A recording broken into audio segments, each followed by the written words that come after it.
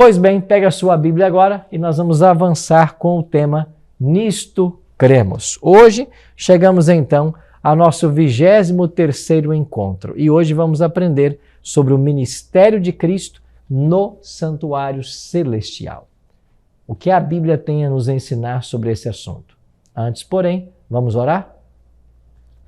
Pai Celeste, graças te rendemos por estarmos reunidos mais uma vez para estudarmos a Tua Palavra.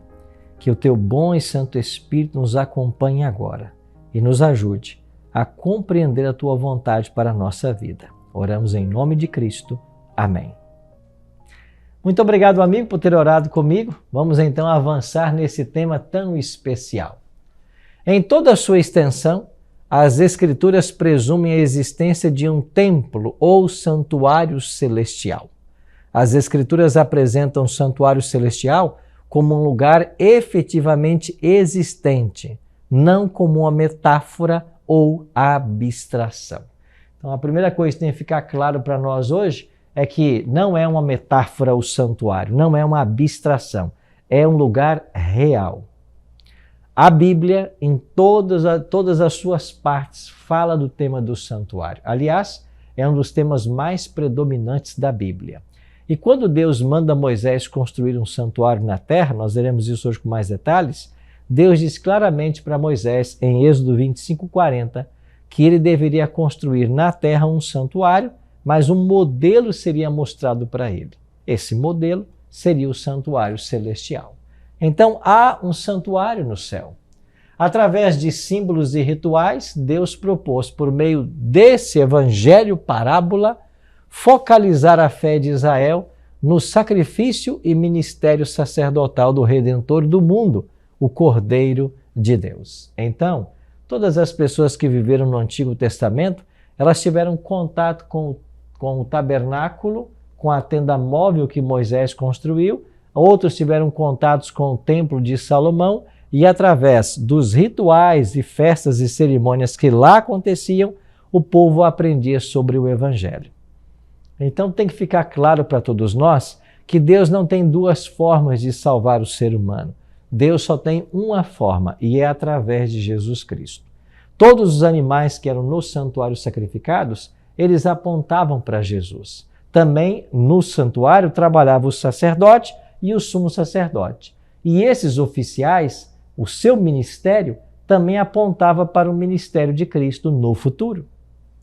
É por isso que tudo que acontecia aqui na terra prefigurava eventos de maior importância.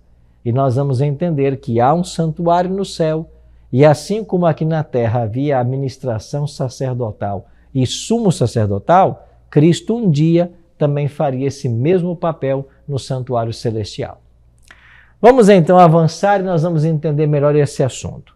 O santuário ele ilustra 3 fases do ministério de Cristo: sacrifício substitutivo, mediação sacerdotal e julgamento final.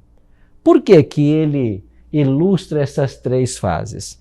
Porque Cristo viria para cumprir cada uma dessas etapas. Primeiro, como sacrifício substitutivo. Todos os sacrifícios do santuário simbolizavam a morte de Jesus para perdão dos pecados. O autor de Hebreus, no capítulo 9, verso 22, declara: sem derramamento de sangue não há remissão de pecados. Então, os animais que eram sacrificados no santuário, eles apontavam para o Messias que um dia viria dar a sua vida em prol da humanidade.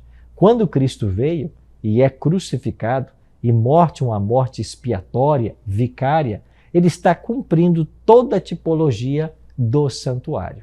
Então, o primeiro aspecto do ministério de Cristo tem a ver com o seu sacrifício. Como os animais morriam, Cristo também daria a sua vida. A morte de Cristo foi substitutiva e Deus provê dessa maneira um sacrifício expiatório, ou seja, esse sacrifício foi feito em nosso lugar, em nosso favor. E graças a esse sacrifício é que nós podemos ter vida eterna. Um segundo aspecto do ministério de Cristo tem a ver com o mediador sacerdotal. E você vai entender melhor isso agora. O papel do sacerdote, lá em Israel, era chamar a atenção para a necessidade de mediação entre os pecadores e um Deus santo. Revelava a gravidade do pecado e a alienação que ele ocasionou entre um Deus sem pecado e a criatura pecaminosa. Então, quando alguém pecava em Israel, tinha que pegar um animal. Para cada tipo de pecado havia um animal especificado na lei, tinha que levar até o santuário e, na presença do sacerdote, ele deveria então passar por um ritual de perdão. Esse ritual de perdão envolvia primeiro a confissão do pecado. O pecador tinha que colocar a sua mão sobre a cabeça do animal e confessar o pecado que ele havia cometido. Simbolicamente, esse pecado passava do pecador para o animal e o animal agora precisava ser morto, porque ele morria por causa do pecado. Por isso, Hebreus 9:22 declara que sem derramamento de sangue não há remissão, não há perdão de pecados. Agora, o sacerdote auxiliava o pecador em todo este ritual. E depois, com o sangue desse animal morto, ele então entrava no santo e lá ele levava para fazer a expiação pelo pecado daquele israelita que viera confessar o seu pecado. Então, nesta fase, o sacerdote era um advogado, era um mediador. O perdão vem de Deus e era através do sacerdote. Se Cristo deveria cumprir o papel tipológico desse sacerdócio, quer dizer que em algum momento ele começaria a sua mediação sacerdotal. Assim, com a morte expiatória de Cristo, ele reconciliou o mundo com Deus. Assim, a sua mediação ou a aplicação dos méritos da sua vida sem pecado e morte substitutiva faz da reconciliação ou expiação com Deus uma realidade pessoal para o crente. Vou tentar ser mais claro para você. A morte de Cristo na cruz foi toda suficiente para salvar qualquer pecador. O sacrifício de Cristo foi perfeito. E graças a esse perfeito sacrifício, nós podemos ter vida e vida eterna. Agora, não é porque Jesus foi sacrificado que todas as pessoas automaticamente já estão salvas. Cristo foi sacrificado, Cristo deu sua vida para que todos nós pudéssemos ter direito à salvação. Mas, finalmente, quem é que vai ser salvo? Aqueles que aceitam a graça de Cristo. Aqueles que o aceitam como Salvador pessoal, como Senhor de suas vidas. Então, o que Jesus está fazendo nesse exato momento? Ele está no santuário celestial, aplicando os méritos da sua morte expiatória para todo aquele que deseja. Então, se na cruz ele conquistou o direito de nos salvar, é no santuário, atuando como sacerdote, que ele aplica os méritos da sua morte expiatória para todo aquele que crê. Então, esse ministério de Cristo de aplicar os méritos de sua morte ao pecador penitente, ele é necessário nesse processo de salvação. Então, Cristo hoje desempenha esse papel. Isso quer dizer que, como mediador sacerdotal, ele está no lugar santo, porque aqui na terra o sacerdote atuava no lugar santo do santuário. O ministério sacerdotal no lugar santo do santuário poderia ser caracterizado como um ministério de intercessão, perdão, reconciliação e restauração, pois é tudo isso precisamente que Jesus está fazendo nesse exato momento. Então, nós temos, através do ministério sacerdotal de Cristo, o privilégio do perdão. É por isso que João, o apóstolo do amor, no capítulo 2, verso 1 da sua carta, diz assim: Filhinhos meus, estas coisas vos escrevo para que não pequeis. Se todavia alguém pecar, nós temos um advogado junto ao Pai, Jesus Cristo, o justo. Então, João está falando do ofício sacerdotal de Cristo. E quando João escreve essas palavras, Jesus já está no santuário celestial, para onde foi desde a ascensão, e já está atuando como sacerdote, pois esta mediação sacerdotal começou no ano 31, quando Jesus ascendeu aos céus. agora teria uma outra fase pela qual Jesus ainda passaria. É a terceira fase desse ministério de Cristo, que tem a ver com o julgamento final. Os eventos do dia da expiação lá em Israel ilustram, primeiro, o juízo investigativo ou pré-advento, o julgamento durante o milênio e o julgamento executivo ao final do milênio. Como nós podemos entender isso? Vamos começar então com esse julgamento final. A segunda divisão do ministério sacerdotal acha-se centralizada no santuário. Essa forma de ministério que focalizava o lugar santíssimo do santuário e que podia ser desempenhada tão somente pelo sumo sacerdote, limitava-se a um único dia do calendário religioso. Ou seja, uma única vez por ano, a mais alta autoridade religiosa de Israel, o sumo sacerdote, entrava no Santo dos Santos, aonde estava a Arca da Aliança contendo os 10 mandamentos, para então executar juízo. Era o assim chamado dia da expiação. Nesse dia, o sacerdote tinha um trabalho todo especial. Passava por 3 fases o dia da expiação: a remoção dos pecados do santuário, a fase investigativa ou pré-advento, o banimento do bode emissário, que apontava para a prisão de Satanás, e o acampamento purificado, que seriam os resultados da terceira fase, a fase executiva. Então, tudo o que acontecia lá em Israel, no dia da expiação, era uma tipologia do que aconteceria no futuro.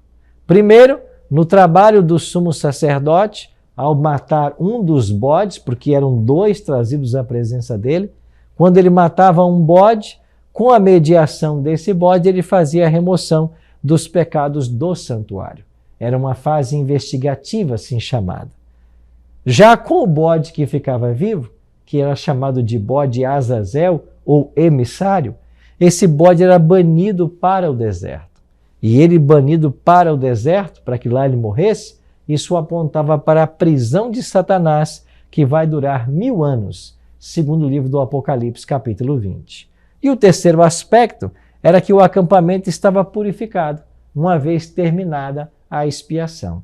Esta purificação do acampamento aponta para o juízo executivo, quando finalmente fogo vai descer dos céus, destruir Satanás, seus anjos e todos os ímpios. Esse mesmo fogo que vai destruir o mal vai purificar o nosso planeta. E ele agora será a morada de todos os salvos por toda a eternidade. Então você percebe como que Jesus, nessa fase de juiz, de julgamento, ele cumpre toda a tipologia? Agora a profecia das 70 semanas, lá em Daniel capítulo 9, apontava para a inauguração do ministério sacerdotal de Cristo no santuário celestial. Cristo então iniciou seu ministério como nosso sumo sacerdote e intercessor. Assim como durante a expiação típica, a purificação do santuário removia os pecados acumulados, também o santuário celestial é purificado pela remoção final de todos os pecados registrados nos livros celestiais. E aqui vale a pena um parêntese. O santuário celestial tem que ser purificado? Por quê? Existe pecado no céu? Não. O que é purificado no santuário celestial são os registros de pecado. Ou seja, todos os registros que foram feitos contra o povo de Deus, eles devem agora ser apagados. Por quê? Porque nessa fase do juízo, Jesus Cristo vindica pela sua vida santa a salvação e o perdão para seu povo. Então Cristo ele cumpre um papel triplo, uma função tripla. Ele morre como nossa oferta, ele advoga como nosso sacerdote e ele julga como nosso sumo sacerdote.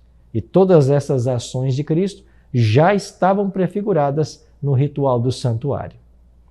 Então o povo de Israel, ao olhar para o santuário, eles entendiam muito bem tudo o que estava por ali acontecendo. O santuário celestial então passaria por uma purificação. Enquanto o poder simbolizado pelo chifre pequeno leva avante sua obra de perseguição, tronos são colocados no céu e Deus preside a sessão do tribunal nesse julgamento final. A visão de Daniel indicara que o papel de Cristo como nosso sumo sacerdote tornar-se especialmente notável no tempo do fim, quando ele começasse sua obra especial de purificação. E quando nós vamos então para a Bíblia, nós encontramos em Daniel capítulo 7, capítulo 8, o resultado da grande controvérsia entre o bem e o mal, e em Daniel 8,14, você vai ter uma profecia falando da data em que o santuário seria purificado. Ou seja, a palavra de Deus já apontava o momento em que Jesus, lá no céu, começaria a atuar no segundo compartimento. Essa profecia de Daniel 8,14 diz que quando se passassem 2.300 tardes e manhãs, o santuário seria purificado. Nós entendemos que essa profecia começa em 457 a.C. e se estende até o ano 1844. Ou seja, no ano 1844, Jesus começou suas funções como sumo sacerdote. Isso quer dizer que quando Cristo começa o juízo, ele começa agora a vindicação do caráter de Deus nesse grande conflito entre o bem e o mal. À luz do Calvário, todos os desafios de Satanás serão refutados. Todos chegarão a entender e concordar em que Deus é justo. E muitas pessoas me perguntam, pastor, por que Deus não exterminou Satanás assim que ele caiu em pecado? E eu digo, por um motivo simples. Talvez se Deus tivesse destruído Satanás, pairaria uma dúvida por toda a eternidade. Eu vou ilustrar isso para você de uma maneira bem simples. Imagine você que existe num país a mais alta autoridade, um grande mandatário. E de repente se levanta ali uma pessoa, um cidadão, acusando esse mandatário de haver cometido crimes que certamente levariam ele a perder o seu poder, a sua posição. Mas assim que surgem essas acusações, esse mandatário manda matar a pessoa que o acusa. O problema foi resolvido? Sim. Talvez as críticas pararão, talvez as acusações não mais virão, mas a grande pergunta que todo o país faria seria: essa pessoa estava certa ou errada em suas acusações? Jamais saberemos, porque agora ela está morta. Mais ou menos isso teria acontecido se Deus destruísse Satanás quando ele se rebelou. O universo poderia perguntar: houve uma vez na história que um anjo se rebelou contra Deus. Será que ele estava certo em suas acusações? Nós nunca saberemos, porque ele foi destruído. Para que isso não acontecesse, Deus permitiu que o mal maturasse. Deus permitiu que Satanás demonstrasse finalmente quem ele é. E a história tem mostrado o verdadeiro caráter de Satanás.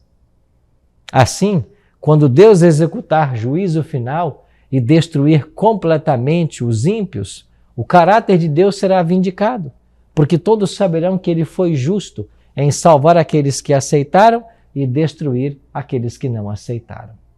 O povo de Deus também será vindicado nesse grande conflito. Ao mesmo tempo em que o julgamento trará condenação ao poder apóstata do chifre pequeno, ele também é empreendido para fazer justiça aos santos do Altíssimo. As criaturas não caídas de Deus não são seres oniscientes, não conseguem ler os corações. Assim é necessário um julgamento antes da segunda vinda de Cristo, a fim de separar o verdadeiro do falso e para demonstrar a justiça de Deus. Ou seja, os anjos, por exemplo, criados por Deus, não são oniscientes. Eles não têm a capacidade de ler a mente das pessoas. Então o juízo vai se estabelecer para ficar claro quem Deus salvará e quem Deus condenará. Não se esqueça que esse juízo é de acordo com as obras. Nós somos salvos pela graça, mas julgados pelas obras. Assim, é tempo de estarmos prontos para os dias em que estamos vivendo. Embora vivamos no soleníssimo tempo do dia antítipo da expiação, não necessitamos temer. Jesus Cristo, em sua dupla capacitação de sacrifício e sacerdote, ministra em nosso favor no santuário celestial. É por isso que o autor de Hebreus faz para nós um convite muito especial. Acheguemo-nos, portanto, confiadamente junto ao trono da graça, para acharmos salvação e socorro em tempo oportuno. Eu e você temos a oportunidade de adentrarmos no santuário celestial, de irmos à presença do próprio Jesus Cristo e por ele sermos resgatados e salvos. O santuário celestial é hoje o divino centro de operação, onde Deus trabalha a salvação dos seus filhos. E é pela fé que nós entramos nesse santuário. É pela fé que nós confessamos nossos pecados a Jesus e Ele do santuário nos perdoa e nos restaura. Sim, meu querido amigo, minha querida amiga, nesse exato momento Cristo está no santuário celestial, olhando por mim e por você. Em todo instante, nós podemos, pela fé, irmos a esse santuário e com ousadia irmos na presença do próprio Deus, pois Cristo, por sua vida santa e morte vicária, abriu um caminho em direção ao céu. Vamos agora, pela fé, irmos até a presença de Cristo em oração e suplicar a Ele o perdão e a graça? Nosso Pai eterno, muito obrigado pelo ensino da Tua palavra hoje que nos alerta a respeito do momento em que estamos vivendo. É maravilhoso perceber como que Cristo cumpriu todas as etapas do seu ministério e hoje está concluindo o juízo, ao findar do qual Ele voltará à terra para nos buscar. Dai-nos, bom Deus, um dia feliz na Tua companhia e nos prepara a cada instante para a Tua volta. Oramos em nome de Jesus. Amém.